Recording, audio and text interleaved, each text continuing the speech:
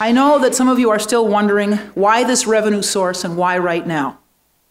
First, let me explain why we're proposing the sales tax.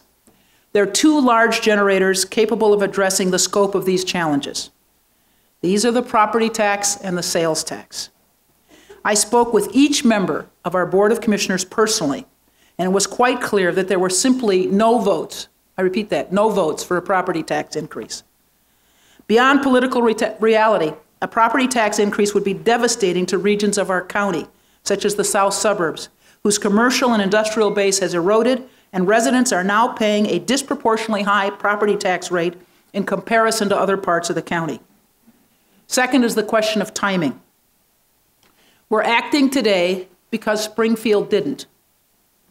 After 5 years of demanding fiscal responsibility, 2 years of working with our unions to devise a comprehensive reform plan, many of our union leaders are here today, and I want to thank them for their help and support in working out our pension reform.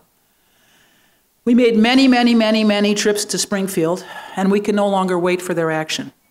In the absence of pension reform, the county will need an additional $270 million in funding.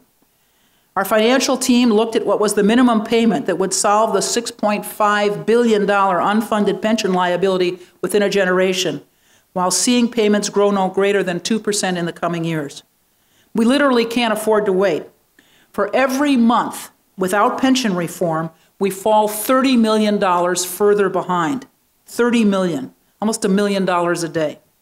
If we wait another year, we'll also incur another $360 million in obligations.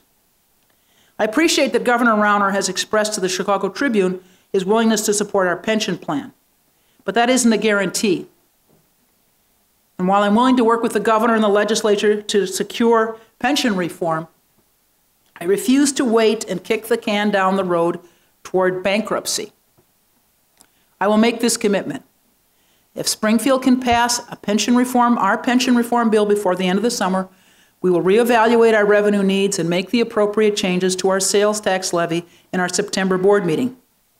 We must still meet the Illinois Department of Revenue's October 1st deadline in order to ensure implementation at the beginning of the year. And let me explain, there are only two options for implementation, January 1st and July 1st. We cannot wait until July 1st to meet our fiscal obligations. This isn't posturing or political maneuver. This is being realistic about the tough choices and difficult calls we need to ensure long-term health and stability of our county government.